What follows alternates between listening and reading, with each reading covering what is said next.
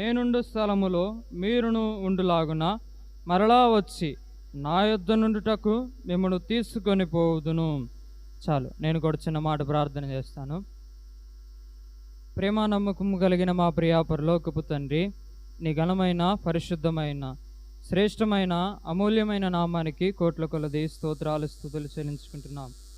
మరి ప్రభువా, ఎందరికో లేని భాగ్యమును నాకును మా ఎల్లరికి నీవు దయచేసి సజీవుల లెక్కలో ఉంచి ఇలాగూ ఈ పునరుద్ధాన దినమందు నిన్ను ఆరాధించుటకు నీ సన్నిధానములో మేమందరము కలిసి నిన్ను స్తుతించేటి కృప భాగ్యమును నాకును మా ఎల్లరికి నీవు దయచేస్తూ వచ్చావు.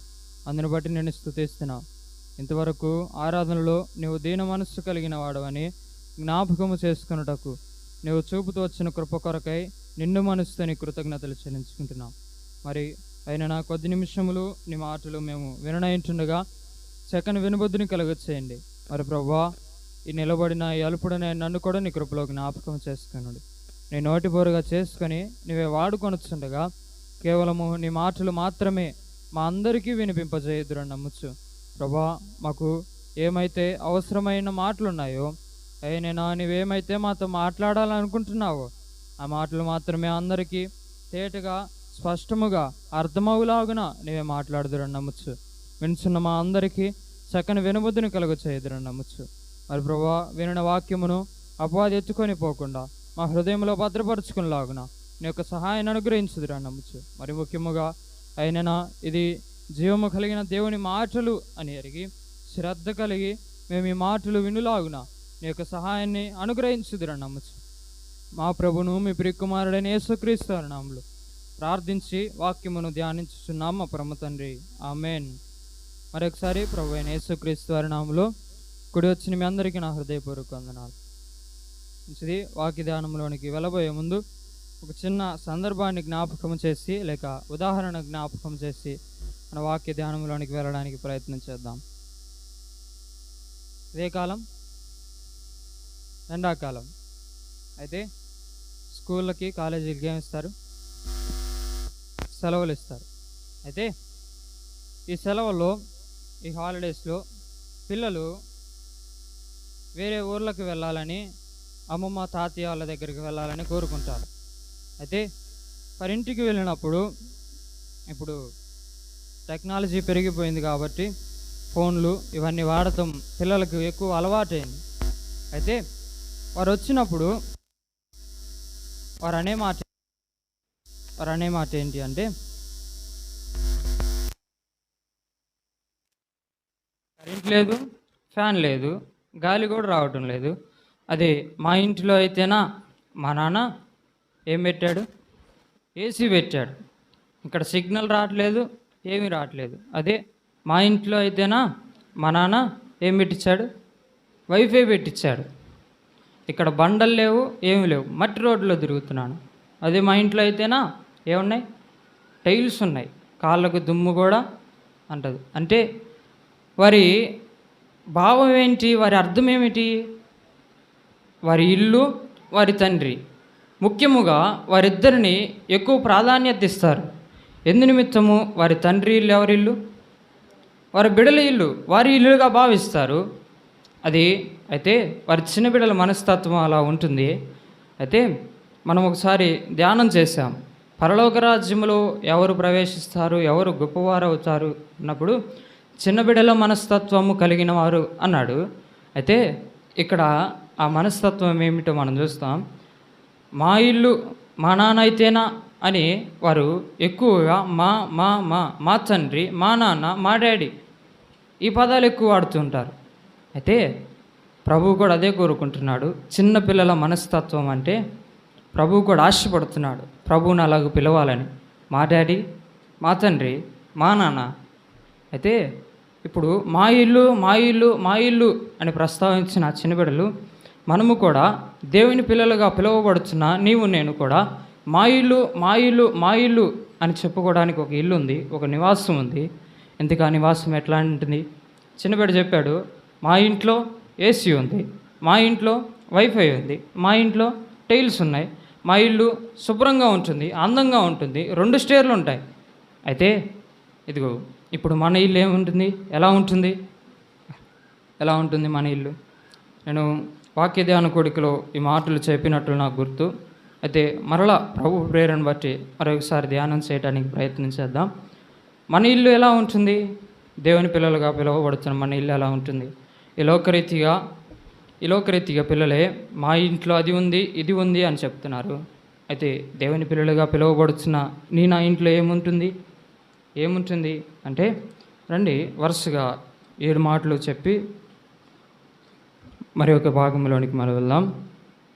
యోహాను సువార్త 14వ అధ్యాయం 2-3 వచనాలు మరలా చదువుదాం. నా తండ్రి ఇంట, ఈ మాట ఎంత బాగుంటుంది, నా తండ్రి ఇంట ఎన్ని నివాసాలు ఉన్నాయి? నాకొక నివాసం, నీకొక నివాసం, ఒక్కొక్కరికి ఒక్కొక్క నివాసం ఉన్నాయి.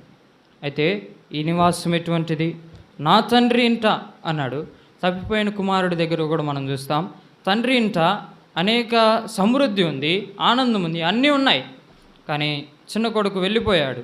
అయితే తండ్రి ఇంటి యొద్ద, అక్కడ నేను చెప్పాలనుకుంటున్న మాట ఏంటంటే, తండ్రి ఇంటి యొద్ద సమృద్ధి ఉంది. అక్కడ అంతా ఉంది. ఆనందం ఉంటుంది, సంతోషం ఉంటుంది, సమాధానం ఉంటుంది, ధనం ఉంటుంది, ఆహారానికి కొదువు ఉండదు, అన్నీ ఉంటాయి. అయితే ఇప్పుడు మన ఇల్లు కూడా ఎలా ఉంటుందో ఒకసారి మనము ఆలోచన చేద్దాం. దేవుని పిల్లలుగా పిలువబడుతున్న మన ఇల్లు ఎలా ఉంటుందో ఒకసారి ఆలోచన చేద్దాం. రండి, 2వ వచనం. నా తండ్రి ఇంట అనేక నివాసములు కలవు, లేని ఎడల మీతో చెప్పుదును. మీకు స్థలము సిద్ధపరచ వెళుచున్నాను. నేను వెళ్ళి మీకు స్థలము సిద్ధపరిచిన ఎడల నేనుండు స్థలములో. ఎవరుండే స్థలం అది? ఎవరుండే స్థలం అండి? తండ్రి ఉండే స్థలం, మన డాడీ ఉండే స్థలం అది. ఆ స్థలం ఎలా ఉంది అంటే, ఒకటి మన తండ్రి స్థలం, అది మన తండ్రి స్థలం. ఆ తండ్రి స్థలం ఎలాగూ ఉంటుంది అంటే రండి, పాత నిబంధనలో దినవృత్తాంతముల 2వ గ్రంథం 30వ అధ్యాయం 27వ వచనం. 30వ అధ్యాయం 27వ వచనం. అప్పుడు లేవీయులైన యాజకులు లేచి జనులను దీవింపగా వారి మాటలు వినబడెను. వారి ప్రార్థన ఆకాశమునందున్న పరిశుద్ధ నివాసమునకు చేరును.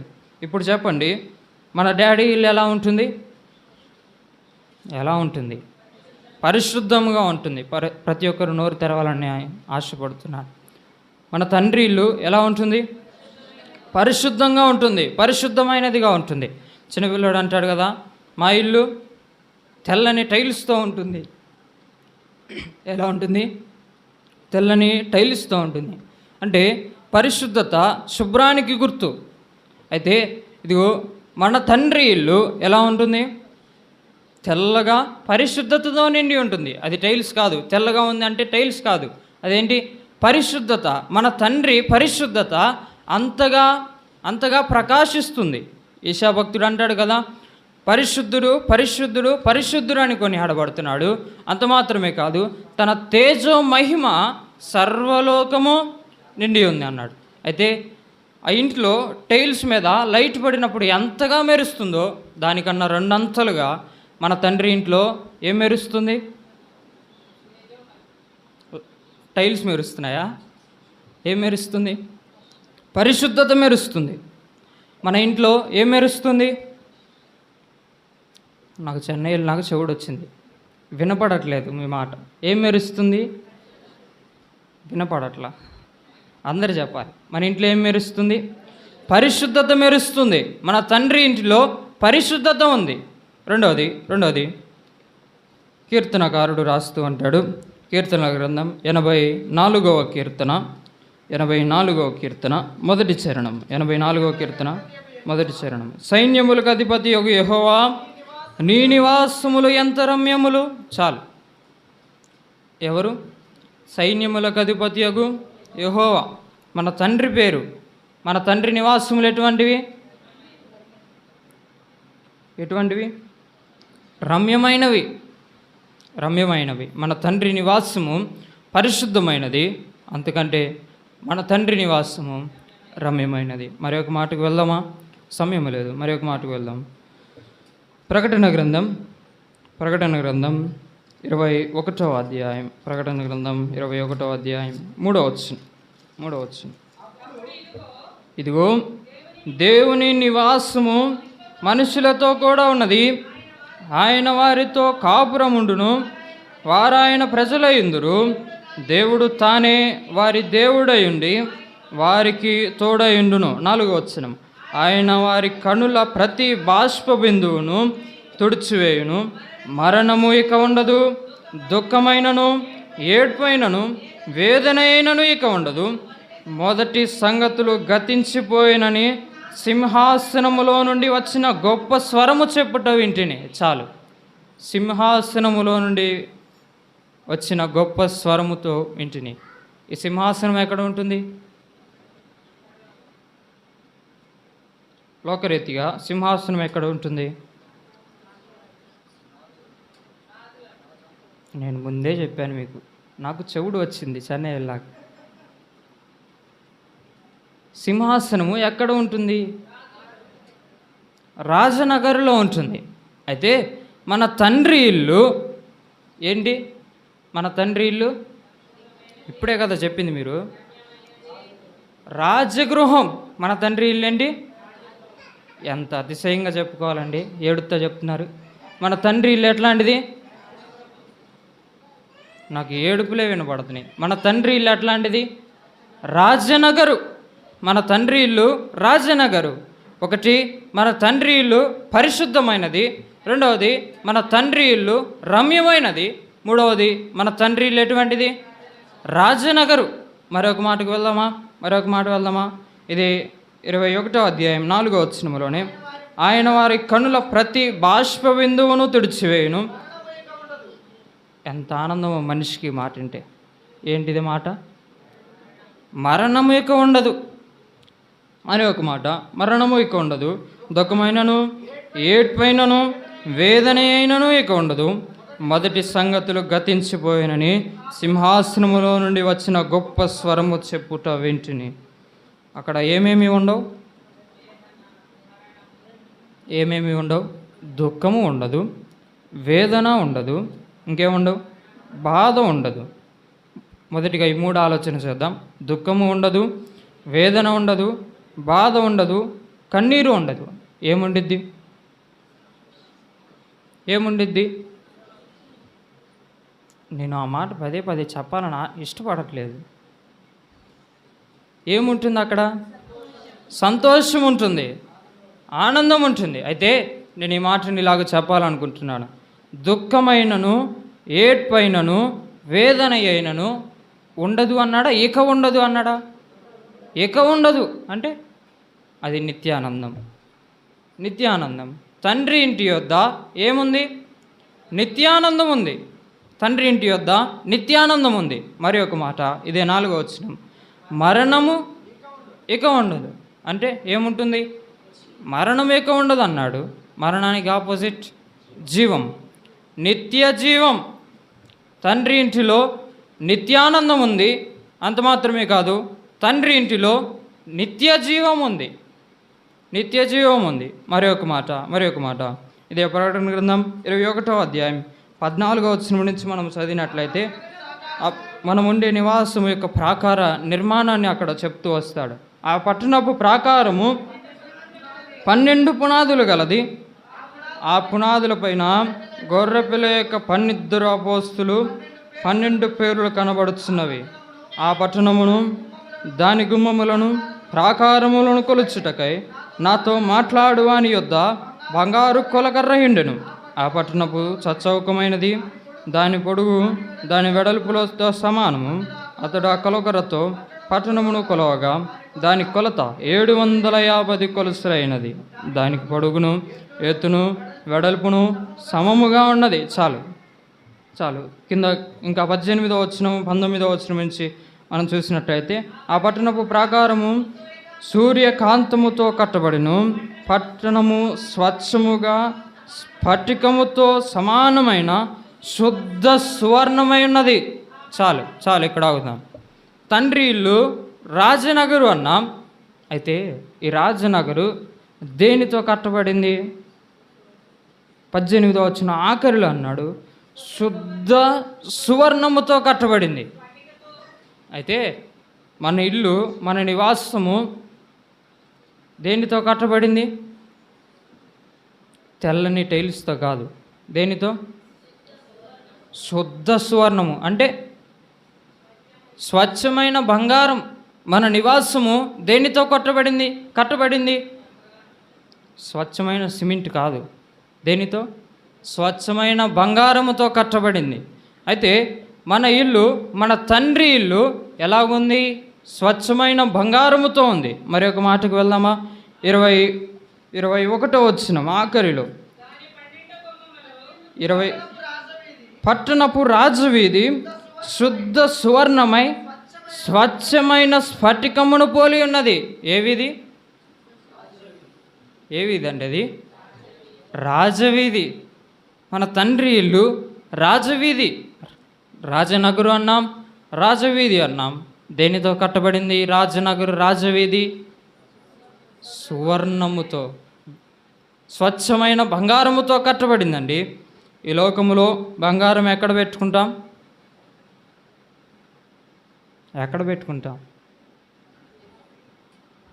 నెత్తిని పెట్టుకుంటాం. బంగారం ఎక్కడ పెట్టుకుంటాం? నెత్తిని పెట్టుకుంటాం. అయితే మన తండ్రి ఇంటికి వెళ్ళినాక బంగారం ఎక్కడ పెట్టుకుంటున్నాం? కాళ్ళ కింద పెట్టుకుంటున్నాం. ఎంత ధన్యతనిచ్చాడండి మన ప్రభువు మనకు. ఏదో పాపములో, మురికిలో, అసహ్యకరమైన జీవితంలో పడి ఉంటే మనల్ని ప్రేమించి లేవనెత్తి, రోమపత్రికలో పౌలు భక్తుడు అంటాడు, నీతిమంతుడు లేడు, ఒక్కడునూ లేడు. 23వ వచనంలో అంటాడు, ఉచితముగా నీతిమంతులు అన్నాడు. ఏమన్నాడు? ఉచితముగా నీతిమంతులు. వెల ఏమన్నా ఇవ్వాలి ఆయనకి? అసలు ఇవ్వటానికి మన దగ్గర ఏమన్నా ఉందా? మన చేసిందే ఆయన, మనకు జీవం ఇవ్వటమే ఆయన. అయితే ఆయన ఉచితముగా నీతిమంతులుగా చేశా అన్నాడు. ఉచితంగా ఇంత గొప్ప ఇల్లును ఆయన ఇస్తుంటే మానవుడే లెక్క చేయట్లేదు. నేను కూడా ఆ జాబితాలోనే ఉన్నామా? ఇంత గొప్ప నివాసాన్ని, ఇంత గొప్ప ఇంటిని మన తండ్రి మనకి ఇస్తుంటే దీన్ని కాళ్ళదన్నుకొని వెళ్ళిపోతున్నామా? అసలు ఇంతకీ ఈ నివాసములో ఎవరు ప్రవేశిస్తారు? సరే, మన ఇల్లు బాగానే ఉంది. మన ఇల్లు ఎట్లా ఉంది? ఒకటి ఎటువంటిది? పరిశుద్ధమైనది, మన తండ్రి ఇల్లు. రెండవది రమ్యమైనది. మూడవది రాజనగరు. నాలుగవది నిత్యానందము. ఐదవది నిత్య జీవము. ఆరవది ఏంటది? శుద్ధ స్వర్ణముతో కట్టబడిన నగరము. అంత మాత్రమే కాదు, ఏడవది అది శుద్ధ స్వర్ణముతో వేయబడిన వీధి, బంగారు వీధులు అవి. అయితే ఇంత గొప్ప నగరును, ఇంత గొప్ప నగరములోనికి, ఇంత గొప్ప నివాసములోనికి ఎవరికి ఉంది వెళ్ళే అర్హత? ఎవరికి ఉంది వెళ్ళే అర్హత? ఉచితముగా నీతిమంతులు అన్నాడు. అర్హత అంటే ఆయన ఉచితంగా ఇచ్చేశాడు, ఫ్రీగా ఇచ్చేశాడు. కానీ కొంతమంది కళ్ళకు అది ఉచితంగా కనబడడం లేదు. అయితే ఉచితముగా ఇచ్చాడు అంటే దానికి అసలు ఇంతకీ ఎవరు దాంట్లో ప్రవేశిస్తారు అన్న మాట చూసి మనం దాటి వెళ్దాం. ఇదే ప్రకటన గ్రంథం 21వ అధ్యాయం 27వ వచనంలో మనం చూసినట్లయితే, గొర్రె పిల్ల యొక్క జీవ గ్రంథమందు రాయబడిన వారే దానిలో ప్రవేశింతురు. కానీ చాలు, ప్రవేశింతురు అంతే. గొర్రె పిల్ల యొక్క జీవ గ్రంథమందు రాయబడిన వారే మాత్రమే దానిలో ప్రవేశింతురు. ఇంతకీ గొర్రెపిల్ల యొక్క జీవ గ్రంథం ఏంటి? నేను ఆ మాటను ఇలాగ చెప్పాలనుకుంటున్నాను. గొర్రెపిల్ల యొక్క అన్నాడు. గొర్రెపిల్ల ఎవరు? ఆరాధనలో జ్ఞాపకం చేసుకున్నాం, మన ప్రభు అయిన యేసుక్రీస్తు. గొర్రెపిల్ల యొక్క జీవ గ్రంథమందు రాయబడిన వారు అన్నాడు. అంటే నేను అంటాను, క్రీస్తులో రాయబడిన వారు తండ్రి ఇంటికి వెళ్తారు. ఎవరిలో రాయబడిన వారు? క్రీస్తులో రాయబడిన వారు.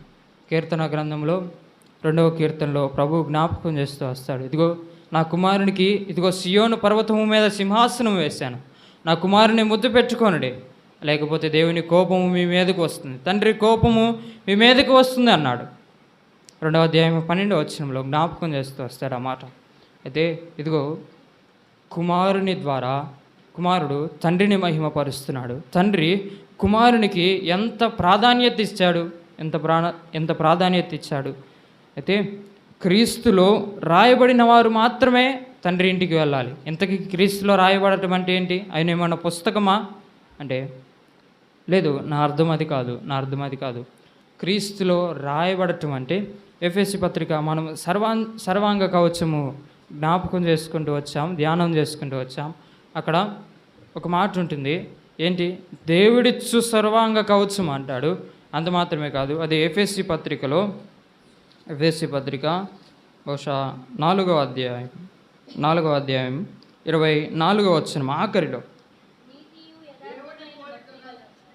దేవుని పోలికగా సృష్టింపబడి నవీన స్వభావమును ధరించుకొనవలెను. చాలు. అయితే దేవుని పోలికగా సృష్టింపబడిన నవీన స్వభావమును ధరించుకొనవలెను. పోలికగా సృష్టింపబడిన నవీన స్వభావం అన్నాడు. అయితే దాన్ని ధరించుకోవాలి అంటే క్రీస్తులో రాయబడాలి అంటే నా అర్థం ఏమిటంటే క్రీస్తును మనలో కనపరచాలి. ఏం చేయాలి? క్రీస్తును మనలో కనపరచాలి. ఎలాగూ కనపరచాలి? క్రీస్తులో ఏమి లక్షణాలు ఉన్నాయి, ఆ లక్షణాలు మనలో కనపడితే చాలు. మన ప్రభువులో, యేసుక్రీస్తు ప్రభువారిలో ఏమేమి లక్షణాలు ఉన్నాయి మనం ఆరాధనలో జ్ఞాపకం చేసుకుంటూ వచ్చాం. సరే, ఈరోజు ఆదివారంలో జ్ఞాపకం చేసుకున్నాం. ఏంటి? దీన మనస్సు కలిగిన వాడు. నీలో నాలో ఉందా మనసు? నవీన స్వభావం అంటే ఏదో కాదు, ప్రభు యొక్క లక్షణాలు, ప్రభు యొక్క ప్రేమ మనలో కనబడటమే, బయలుపరచబడటమే ఆ నవీన స్వభావం అంటే. అయితే ఇంతకీ ఆ నివాసములు ఎవరు చేర్చబడతారు అంటే గొర్రె పిల్ల యొక్క జీవ గ్రంథములో రాయబడిన వారు మాత్రమే. ఎవరి పేరైతే ఆ జీవ గ్రంథములో రాయబడి ఉందో వారు మాత్రమే పరలోకానికి చేర్చబడతారు. అయితే ఆ గ్రంథములో రాయబడాలి అంటే ఒక చిన్న పని చేయాలి, లేక ఒక మాట పలకాలి. నాకు సందేహం, ఇక్కడ తీర్మానం తీసుకున్న వాళ్ళు ఎంతమంది? చేతులు ఎత్తారా? తీర్మానం తీసుకున్నవారు ఎంతమంది? సరే, మీకు వేయబడే ప్రశ్న, మీరు కొంచెం సేపు ఆగాలి. మీరు వేయబడే ప్రశ్న ఏంటి అంటే, రక్షించబడినప్పుడు, తీర్మానం తీసుకున్నప్పుడు ఏమని ఒప్పుకున్నారు మీరు? ఇది చెప్తే చాలు, మీరు క్రీస్తులో రాయబడ్డారు అన్న రుజువు, ఒక ఆనందం వస్తుంది మాకు. రక్షించబడినప్పుడు ఏమని ఒప్పుకున్నారు? మొదటి పని చెప్పాలి. మొదటిగా ఎక్కడ జరిగింది మన కార్యం? రక్షించబడ్డారు మీరు ఇంతకీ. సరే, ఆ మాట గుర్తు లేకపోతే రిఫరెన్స్ అన్న చెప్తారా? రోమపత్రిక, చాలు బతికిచ్చారు. రోమపత్రిక ఆగిపోయింది సార్. 10వ అధ్యాయం 9వ వచనం. అదేమనగా, యేసు ప్రభువు అని నీ నోటితో ఒప్పుకొని దేవుడు మృతులలో నుండి ఆయనను లేపెనని నీ హృదయమందు విశ్వసించిన ఎడల ఏమవుతావు? రక్షించబడతావు. గొర్రె పిల్ల జీవ గ్రంథములో పేరు రాయబడాలి అంటే ఈ మాట నేను ఒప్పుకోవాలి. మీరు చెప్పలేదంటే రాయబడలేదనా? ఖచ్చితత్వం ఉండాలి. ఇదిగో యేసు ప్రభు అని నా నోటితో నేను ఒప్పుకున్నాను. హృదయమందు విశ్వసించామా? అనుమానమేనా? ఈనాడు విశ్వాసులు నోటితో ఒప్పుకుంటున్నారు, కానీ హృదయమందు విశ్వసించలేకపోతున్నారు. ఆ నమ్మిక వారిలో ఉండలేదు. దయచేసి మనం ఆ లెక్కలో ఉండకూడదు.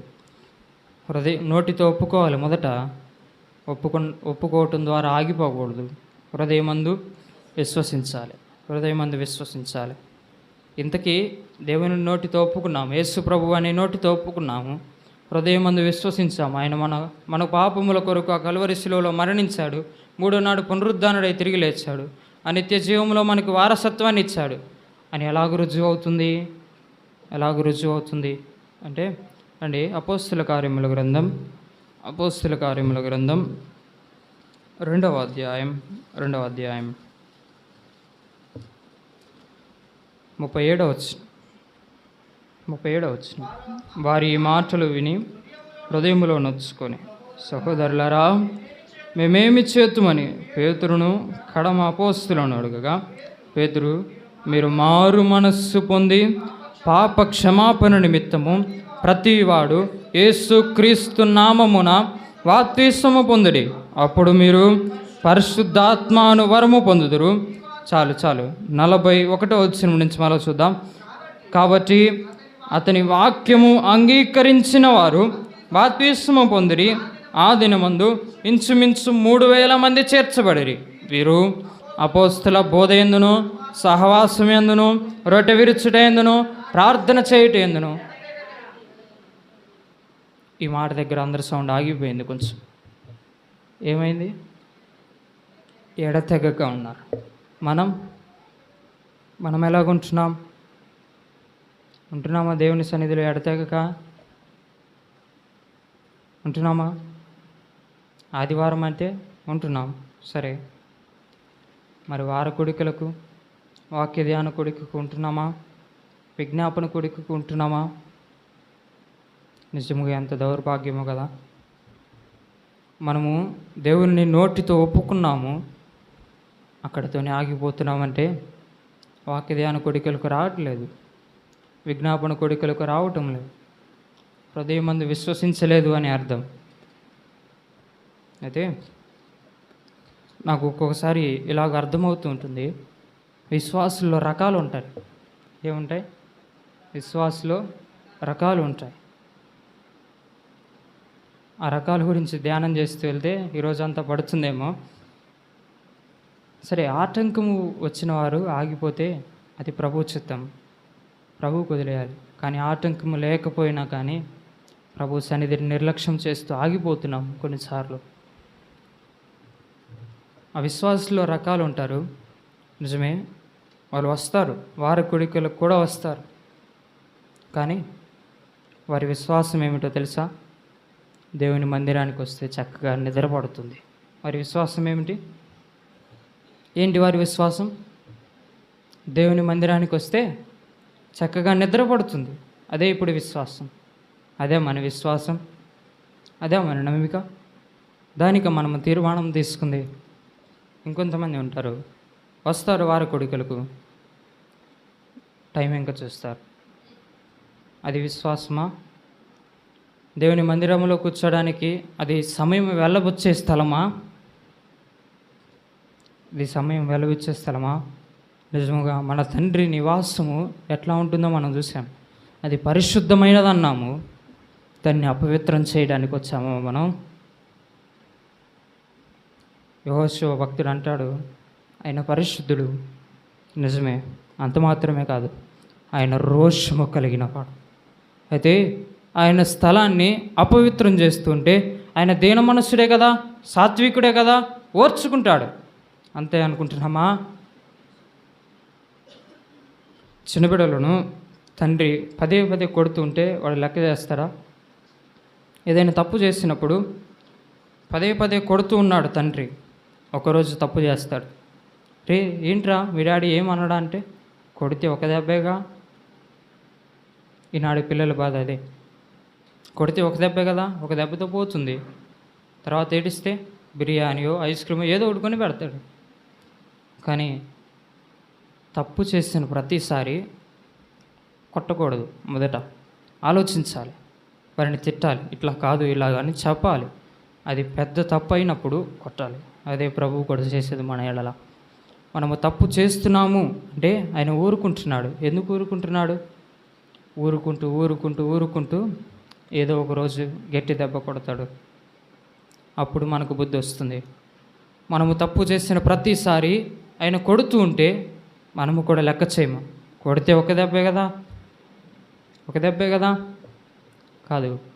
ప్రభువు చూస్తూ ఉంటాడు, ఓర్చుకుంటూ ఉంటాడు. ఈ పరిశుద్ధ స్థలాన్ని మనము దేనికి వచ్చాం? ఆయన జన్మించినప్పుడు పశువుల పాకలో, ఇదిగో ఆ స్థలము అపవిత్రమైనది. కానీ ఆయన జన్మించుట ద్వారా అక్కడికి ఎవరు వచ్చారు? గొర్రెల కాపరులు వచ్చారు. సరే, దాన్ని పక్కన పెట్టండి. తర్వాత ఎవరు వచ్చారు? ఎవరండి వాళ్ళు? జ్ఞానులండి. వారికి అవసరమా? పశువుల తొట్టిలోకి రావటం వారికి అవసరమా? ఆయన అసహ్యకరమైన ఈ లోకములో జన్మించినా కానీ ఆయన పరిశుద్ధతను విడిచిపెట్టలేదు. మరి నీవు నేనేంటండి? పరిశుద్ధ దేవుని కుమారులమైన నీవు నేను ఎలాగూ పిలువబడుతున్నాం? పరిశుద్ధులుగా పిలువబడుతున్నామా లేదా? ఇది నిద్ర ప్రాంతముగా ఎంచుకుంటున్నామా, లేదా సమయం వెళ్ళబుచ్చే ప్రాంతంగా ఎంచుకుంటున్నామా? ఏదో 4 మాటలు విని వెళ్దామని ఎంచుకుంటున్నామా?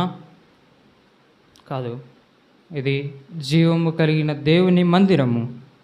అయితే ఇది నిజముగా దేవుని మందిరము అని ఎరిగిన వారు మాత్రమే ఆయన సన్నిధిలో మెలకువ కలిగి ఉంటారు. అంత మాత్రమే కాదు, దేవుని మాటలందు లక్ష్య పెడతారు. అయితే నేను అంటాను, రక్షించబడ్డాము సరే, జీవ గ్రంథములో పేరు రాయబడితే ఆ నివాసానికి వెళ్తామన్నారు. రక్షించబడిన తర్వాత పాపాలు చేస్తే దేవుడు ఊరుకుంటాడు, క్షమిస్తాడు అన్న భ్రమలో ఉన్నామా? కాదు, దేవుడు దీన మనసు కలిగిన వాడే, క్షమించేవాడే. కానీ పరిశుద్ధతలో అడుగుపెట్టినాక మరలా వెనక్కి తిరిగి పాపం చేస్తే ప్రభు ఒప్పుకోడు. ప్రభు అంటున్నాడు, నా గట్టి మీద చేయి పెట్టి వెనుక తట్టు తిరగకూడదు అన్నాడు. అసలు తిరగకూడదు. ఎందుకు తిరగాలి? కొత్త బట్టలు వేసుకున్నాం, లేక సరే నాలాగా తెల్ల చొక్కా వేసుకున్నారు కొత్తగా, వెళ్ళి బురదలో వదిలేడతారా? ఏమైంది? తర్వాత ఉతుక్కోవచ్చుగా, వదిలేడతారా? ఎందుకు వదిలేడరు?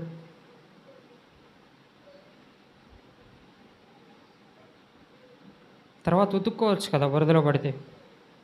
లేదు, అది అసహ్యకరమైనదని తెలుసు కదా. సరే, ముగిస్తున్నాను. ఇదిగో, నీవు నేను ఈ తండ్రి నివాసములోనికి చేర్చబడాలి అంటే మొదటిగా చేయాల్సింది ఏంటో తెలుసా? దేవునికి ఎంతసేపు సమయాన్ని కేటాయిస్తున్నామో ఒకసారి చూసుకుందాం. ప్రతిరోజు నిజంగా ఎంతసేపు దేవునికి కేటాయిస్తున్నాం? నేను అతిశయంగా చెప్పుకోవట్లేదు, కానీ చెన్నైలో 3 వారాల్లో వాక్య ధ్యాన కూడికి వెళ్ళా, విజ్ఞాపన కూడికి వెళ్ళా, కేవలం ఆదివారం ఆరాధన మాత్రమే. ఇప్పుడు పాట పాడటానికి కూడా నోరు రావట్లేదు. నిమిత్తం దేవుని వాక్య ధ్యాన కూడికను పోగొట్టుకుంటే ఆ విలువ ఎంత ఉంటుందో తెలుసా? ప్రతి పాటలో పదము ఎంత అర్థం ఉంటుందో. మనము పాడేస్తాం సాదాసీదంగా, కానీ దాన్ని అర్థం చేసుకుంటూ పాడితే దాని అనుభవం తెలుస్తుంది. నిజంగా నిన్న 7వ తారీఖు ప్రార్థనలో పాట పాడుతున్నప్పుడు కన్నీరు వచ్చేసాయి. ఎలాగూ పాడగలుగుతున్నాను నేను పాట? నేను ఎల్లప్పుడూ యెహోవాను స్తుతిస్తాను, ఆరాధన ఆపను అంటున్నా. కానీ 3 వారాల నుంచి చేస్తున్నాను ఆరాధన. ఎంత బాధ కదా. ప్రాణము పెట్టిన ప్రభువుకు రోజుకు 10 నిమిషాలైన సమయం ఇస్తున్నామా? ఎంత దౌర్భాగ్యమో కదా. ఈ లోకములో ప్రేమిస్తే నీ కొరకు ప్రాణం పెడతానంటాడు, కానీ వాడు వదిలేసి వెళ్ళినప్పుడు 4 రోజులు ఏడ్చి ఊరుకుంటా. మరి నీ కొరకు నా కొరకు దేవాతి దేవుడు దిగి వచ్చి ప్రాణం పెడితే 4 రోజులు ఏడ్చి ఊరుకునేది ఇది? దేవుని మందిరం అంటే చులకనగా ఉందా? ఎంత బాధపడతాడు కదా ప్రభువు. నిజముగా మన కొరకు ప్రాణము పెట్టిన ఆయన ఆ ప్రాణాన్ని వ్యర్థంగా చేస్తున్నామా మనం? మన కొరకు వెల చెల్లించాడు, ఆ వెలను వ్యర్థంగా చేస్తున్నామా? ఉదాహరణకు కరువు వచ్చిందనుకోండి, ధాన్యము లేదు, ఉన్న ధాన్యముతో సర్ది పెట్టుకోవాలి. ఎక్కువగా వండాం, దాన్ని పారేస్తామా? అది పాడైపోయిందని పారేస్తామా? లేదు కదా. మనసు రాదు. ఎందుకు? కరువు. అది బాగోకపోయినా తినాలి. అయితే నీవు నేను వాక్య కరువులో ఉన్నాం. ఇది అంత్యదినములు. అంత్యదినములు. యాకోబు తన కుమారుని పిలుస్తూ ఇలాగంటాడు, ఇదిగో అంత్యదినములో మీకు సంభవించబోవు సంగతులు మీకు తెలుపుతాను రండి. అయితే ఇదిగో అంత్యదినముల్లో మనం ఉన్నాం. నాకు ఈ మాట జ్ఞాపకం చేయాలని ఆశపడుతున్నాను. ఐగుప్తు దేశం నుంచి ఇశ్రాయేలు ప్రజలు కానాను దేశానికి వచ్చేటప్పుడు ఎంతమంది కానాను దేశంలో ప్రవేశించారు? ఎంతమంది ప్రవేశించారు? అందరూ ప్రవేశించారా? ఐగుప్తులో నుంచి విడిపించబడిన ప్రతి ఒక్కడు కానాను దేశంలో ప్రవేశించారా? ఎందుకు? శ్రమల దాటికి తట్టుకోలేక. వీరెవరో తెలుసా? దేవుని మందిరాన్ని నిద్ర సమయానికి వెచ్చిస్తున్నవారు, దేవుని మందిరాన్ని సమయాన్ని వెచ్చించడానికి గడిపేవారు, దేవుణ్ణి ఆరాధించకుండా దేవుని సన్నిధానములో ఏదో 4 మాటలు విని వెళ్ళిపోదాములే అనుకున్నవారే కదా. శ్రమల దాటికి తట్టుకోలేకపోయాడు కదా. నిజమే కదా? ఈ బాధ లేదా మీలో? ఎన్నిసార్లు మనము దేవుని మందిరాన్ని కోల్పోయాం, దేవునితో సహవాసాన్ని కోల్పోయాము కదా. నిజమే కదా? ఎంత దౌర్భాగ్య స్థితి. ఈనాడు యవనస్తులు అనుకుంటారు, తల్లిదండ్రులతో ఏముందిరా, ఎప్పుడైనా మాట్లాడుకోవచ్చు, ఫ్రెండ్స్తో తిరిగి బయట ఎంజాయ్ చేయాలి, అదే లైఫ్. ఒక విశ్వాసి జీవితంలో తల్లిదండ్రులతో గడిపే సమయము, దేవునితో గడిపే సమయము ఎలా ఉంటుంది? రక్షించబడి మరలా పాపములోనికి మనం వెళ్ళిపోతున్నామా? నేను అంటాను, నేను కాదు, బైబిల్లో రాయబడి ఉంది, వారు పందితో సమానం. నేను అనడం లేదు, ఏమన్నా తప్పక మాట్లాడుంటే క్షమించండి. రక్షించబడి మరలా తిరిగి లోకములోనికి వెళ్ళిపోతున్నాము అంటే పందితో సమానం. బైబిల్ గ్రంథంలో రాయబడి ఉంది, కుక్క తన వాంతికి తిరిగినట్లు బురదలో పడిన పంది. అయితే విశ్వాస జీవితంలో ఎలా ఉన్నాం? గొర్రెల వలె ఉన్నామా? పందితో కుక్కతో సమానముగా ఉన్నామా? దేవుని సన్నిధానములో మన సమయాన్ని వ్యర్థము చేస్తున్నామంటే నేను అంటాను, ఈ మాట అంటున్నందుకు నన్ను క్షమించండి. నువ్వు విశ్వాసిగా బ్రతికి దండగా.